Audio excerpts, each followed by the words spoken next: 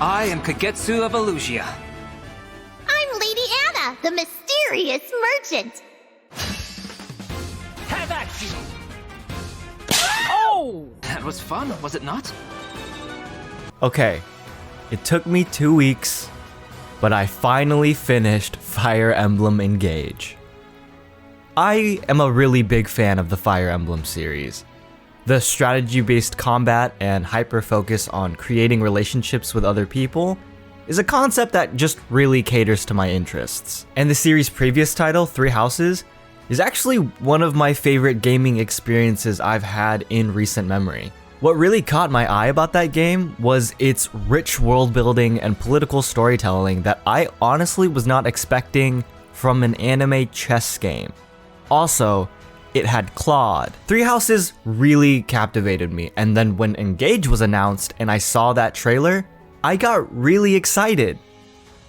For a second, the more and more I saw the trailers that they were releasing, the more I started to get worried about the game. It seemed like they were stepping away from the more complex storylines that they were telling in Three Houses, and instead focusing on creating a game that was just gratuitous anniversary fanfare. And to be honest, when I started playing 2 weeks ago, it felt like my suspicions were correct. But something else started to happen as I played. And I was gradually having more and more fun as time went on. And it was in a way that was completely different than Three Houses. So, in a way that I didn't expect, Fire Emblem Engage is a great follow-up to Three Houses, and actually an even better place to start for beginners. So as well as comparing and contrasting Engage to Three Houses, I also want to make this video for people who have never tried a game in the series at all. Maybe I can convince you to play this game, because I am fully aware of the general perception of Fire Emblem. Most people who haven't played the games before know them as, oh, the game where those Super Smash Bros. Characters are from. Trust me, I groan whenever I see someone play a Fire Emblem character in Smash. But honestly, I'm not much better, I play Cloud. They're also known as the Smash characters that take the place of most people's favorite video game character being in Smash, even though honestly those characters probably have a very slim chance of being in Smash in the first place. Also, I mean, just look at this. This is anime as fuck. Almost too anime. Which is a valid reason that people wouldn't want to play this game. But even to the people who know a little bit about Fire Emblem, they probably know that these games can take a long time because there's a lot of micromanaging that goes on. But I'm here to tell you that Fire Emblem Engage, and just Fire Emblem as a series, is good for all types of playstyles. You can either spend 80 hours or 25 hours. So, without further ado, let's get into it and Engage!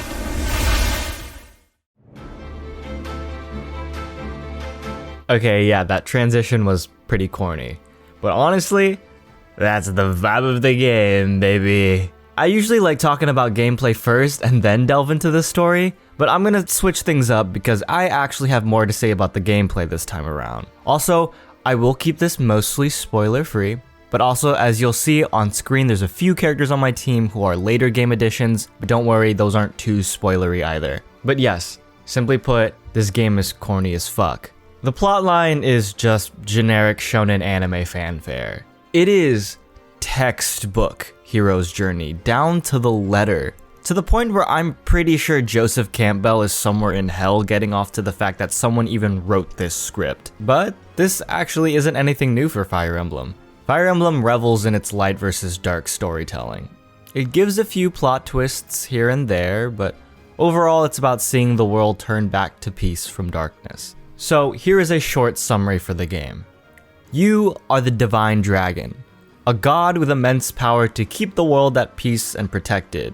You wake up 1,000 years after the first big war because evil is back, lurking in the world, and you gotta unite the 4 nations to defeat the fell dragon. So yes, the people of this world literally fight with the power of God and anime on their side. Oh yeah, also an incredibly important third thing, the former Fire Emblem protagonists. Yeah, so you also have JoJo stands that are personifications of important characters from Fire Emblem history. It's important to note that this is actually an anniversary game. So it's just a celebration of all things Fire Emblem. Don't worry, you don't have to know everything about those games, but it does have a lot of small nods that veterans of the series will love. Intelligent Systems actually wove the emblem part of the game really well into the narrative. They give you power and you grow bonds with them like they're any other character. I know, it sounds like it's an excuse to allow the studio to toot their own horn, like, you remember Marth? Well, he's here and he could fight with you. Or like, did you miss Byleth, the character from our most profitable game? Well, he's here. Well, actually, that is kind of what they're doing. But they treat it like a Power Rangers Forever Red episode. They're cameos at best, but at the center is still you. Scaly Jesus. I mean, more importantly, the emblems are also mechanically really well implemented to the combat, but that's a thing for later. Anyways, so you go with your JoJo stands across the world trying to collect all 12 rings, which grant you almost unlimited power. Bada bing, bada boom, I think you can kind of assume the plot from here. Fire Emblem also loves its betrayals, but to be honest, you're not really getting much out of betrayal or moral ambiguity here. I don't think it's a spoiler to tell you that you win in the end, but that's also where Intelligent Systems gets you. Even though the journey is rather simple, at the end of the game, they make sure you know that your efforts change the future for the better, and the people that you went on this adventure with actually do things. It's so incredibly simple, but it's not bad at all. If Three Houses' story is a good fusion meal that combines flavors you thought wouldn't work, Engage is more like that bacon cheeseburger from your local diner or pub. It's not special, but there's no way it could possibly go wrong and will keep you satisfied. And in a similar fashion, the game's characters offer classic tropey characters, but Intelligent Systems made sure that they created people who are just fun to interact with. Let's start with the main character, Alear. I don't have much to say about them. Here's the thing.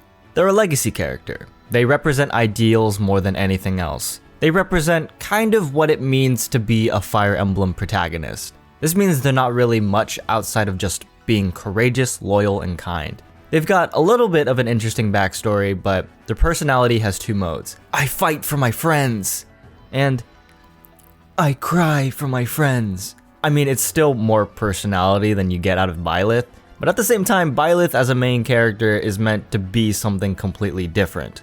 Alear just hits the beats of a classic Fire Emblem protagonist. Not bad, not good, okay. Anyways, I know what people really care about. The party members. So character and party building is an integral part of Fire Emblem, and from what I hear from most people, that's usually the biggest draw. People like getting close with their teammates, getting to know each one deeply, and then finding out which poor soul will be their husband or wife. Personally for me, this time around, I chose Ivy, because, well, I love the kind of woman that will actually just kill me. Also, what can I say? I'm a sucker for enemies to lovers. Although, her S-rank dialogue did feel a little ambiguous. I mean, it definitely led towards romantic, but when I proposed to Claude, he literally said that he wanted to usher in a new world with us side by side, and that there was nothing that would stop him from coming back to us, and that he literally loved us with all of his being, and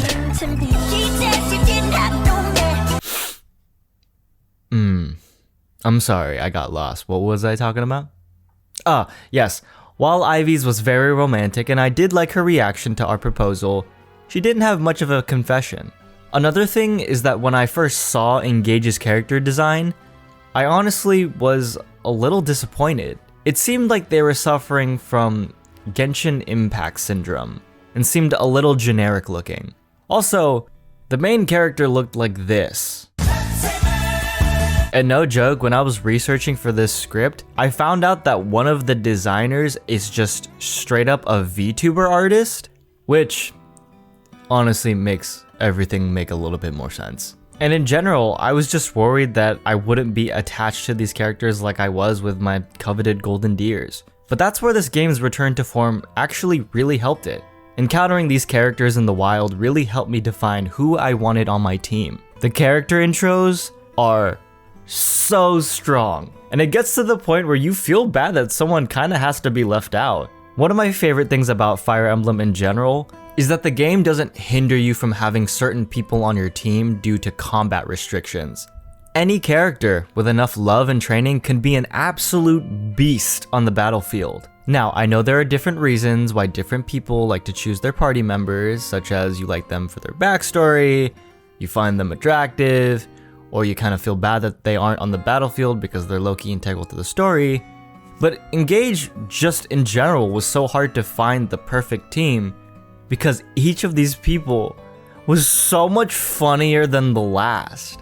Like, just when I thought I had found my favorite character because they said something funny, this happened.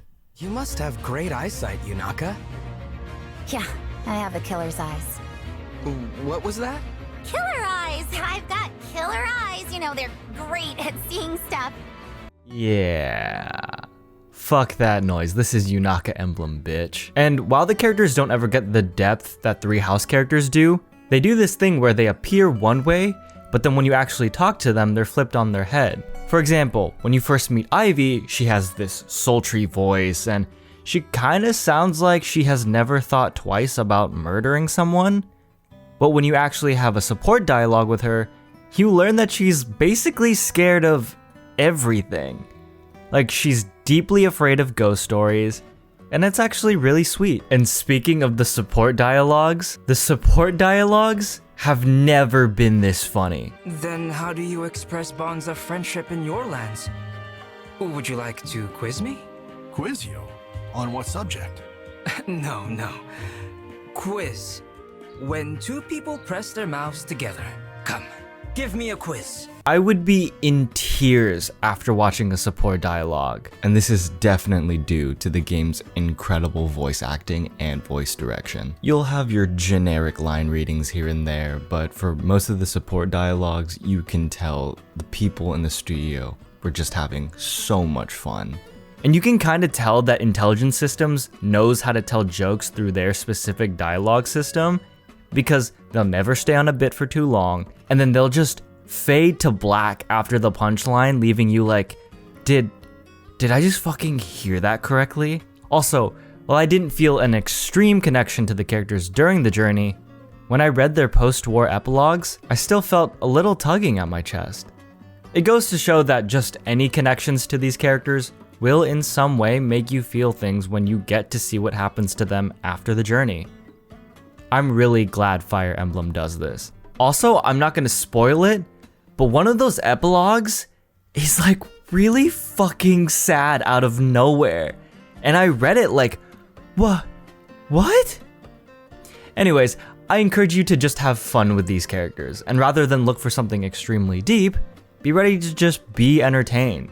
Because these characters are nothing if not entertaining. Okay, my biggest gripe with Engage does have to do with its world. Elios is flatter than Alir's ass. Basically, all it is that the 4 nations lived together in harmony until one had to go fuck it up. But oh, it's not really fucked up, evil just corrupted it. Also, in general, Elios just feels tiny. I don't know, they don't give you the sense that a lot of people or a lot of things are going on in this world, especially in the kingdoms of Brodia and Elusia. Like, characters talk about defending their people, but rarely do we see anyone outside of guards or the party members, which really doesn't help the fact that this game is still simulating a war. Multiple times, characters will state that they'll win this war, and I was like, oh yeah, we're technically in a war. The plot is so focused on our small group of heroes trying to find the Lord of the Rings that you kind of forget that there are people and armies out there fighting each other. I think 3 Houses did this really well, because aside from it literally being a political drama, we were just straight up told about land control, noble house support, and just straight up the devastation that was brought to the common people of Fodlan. I mean, hell, there was an entire battalion system in 3 Houses. Now, I get why this isn't an Engage, there is a story reason for it, but at its heart, Fire Emblem has always been about war. And quite frankly, the war isn't exactly warring in this one. But I will say, the use of the map is a giant welcome in this game. Going from place to place really helped establish fresh-looking locations and geography that Three Houses didn't. I really loved that every map in the game was different. The immersion in this series has never been better. The designs when it zooms in now are extremely crisp. And despite the way that I feel about the designs, the cutscenes look really good. They're sharp and clear, and some of the shots were really well composed. My only problem was that sometimes it felt like I was watching a play consisting of a cast of VTubers. I really do miss the cel-shaded cutscenes and the deep medieval European influenced art style of Three Houses. Engage's style definitely wasn't my favorite, but by no means is it bad. Lastly, the thing that I have absolutely nothing bad to say about is the music. Now, I was skeptical because a few weeks ago I heard this. From 1,000 years ago, shaking off a hazy dream. But luckily you hear it once, and honestly, the instrumental versions of that song kinda slap. It's remixed in so many different ways that it never grows stale. Also, we get the full return of the main Fire Emblem theme, which is honestly one of my favorite video game themes ever. Really captures the concept of adventure and heroism. Oh, and for veterans of the series, the themes of the past games have never sounded better. Just listen to this.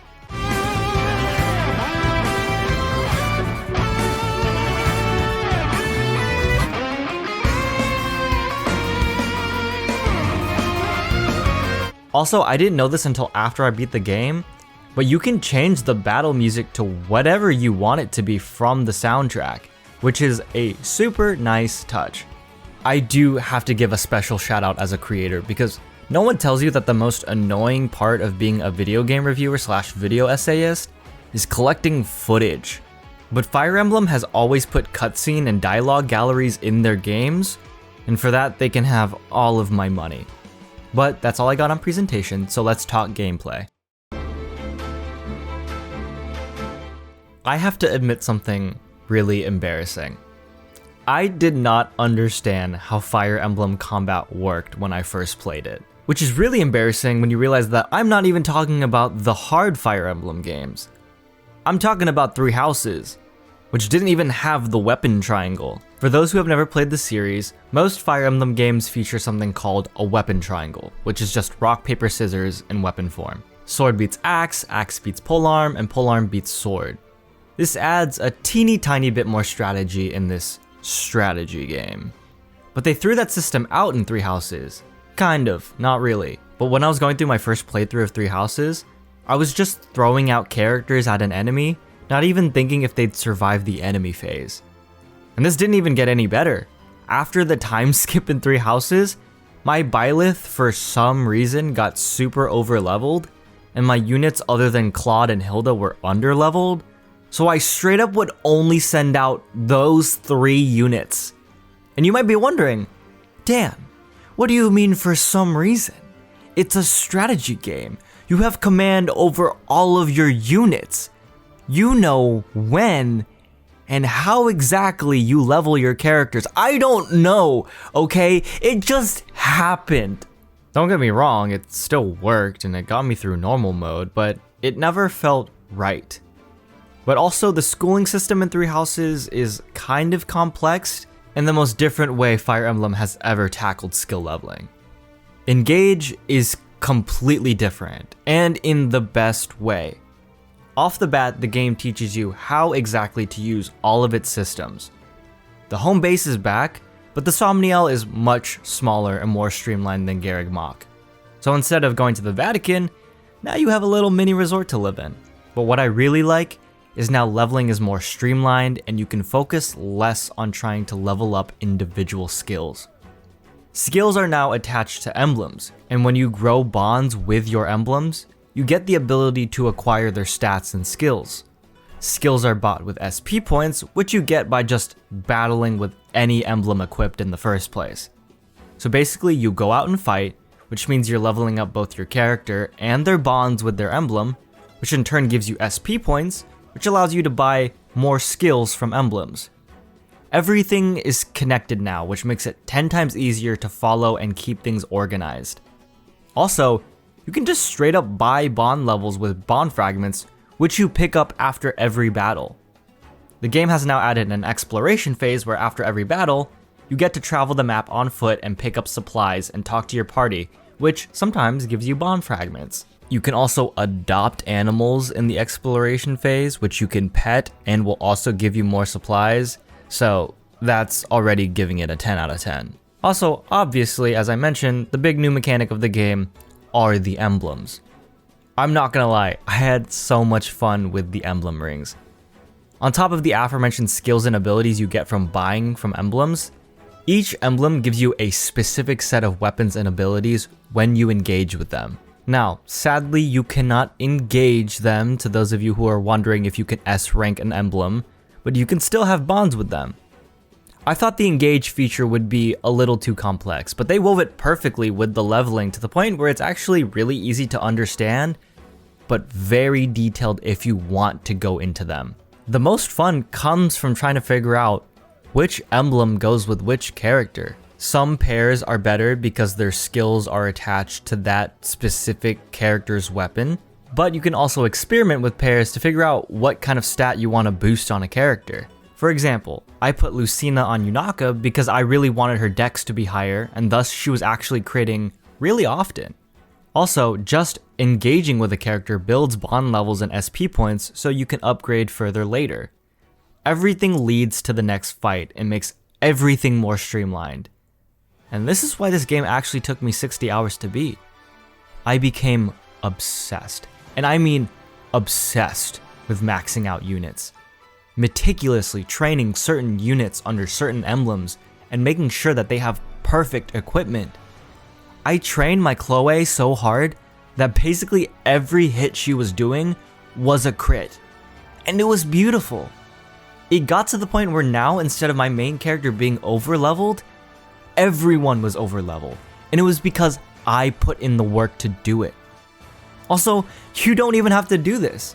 You can fully beat the game in like 25 hours if you want. It's so inclusive to new players, so don't be freaked out just because I went a little too hard. But to those of you who love Fire Emblem combat and the satisfaction it gives you when winning, this is for you. Because when I overlevel and I either win or lose, I know it's purely because of me. Action-based combat, while fun and satisfies you because of your skill, doesn't have the same kind of satisfaction as when you decimate purely because of your hard work and brain power. Honestly, the gameplay was so fun that I'm low-key thinking about starting a maddening playthrough just to try it out. And I don't do hard difficulties ever. And that's how this game got me. The combat and leveling system is so tight and interwoven with each other that it's just flat out a fun game to play. I was so worried about enjoying a good story that I forgot about the most important part of a game, the gameplay. And I want to go out on the record and just straight up say, the gameplay in Engage is better than Three Houses. And that's coming from someone who's an absolute Three Houses shill. Intelligent Systems didn't want to make another narrative-based Fire Emblem game. I mean, this was the 30th anniversary game. They wanted to celebrate the history of Fire Emblem. And there's no better way to celebrate your history than by going back to your roots and perfecting what made you popular in the first place. So I recommend this game to everyone.